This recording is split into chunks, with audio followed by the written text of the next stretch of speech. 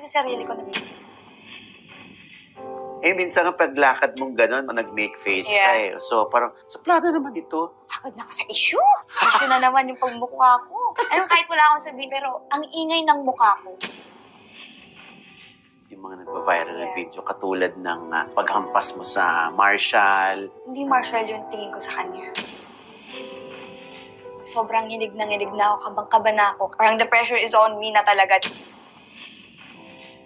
Lagi nababasa ko na, ano ba itong management na to? Hindi man lang pinagsasabihan si Fiang, wala ba silang magawa? Everyday po akong pinapagalitan sa office. Meron din namang kumalat na mga video scandal. Actually, ang daming scandal. Parang naiiyak na ako, Tito Hodge. Kasi parang, sinasabi nila na masama ugali ko na attitude, na lalakero, lumaki yung ulo nito, grabe, ganyan. Wala naman akong ginawang masama, hindi ako pumatay, hindi ako or what. Wala akong tinatapakan na tao. Una muna sa lahat, galit ka ba sa akin?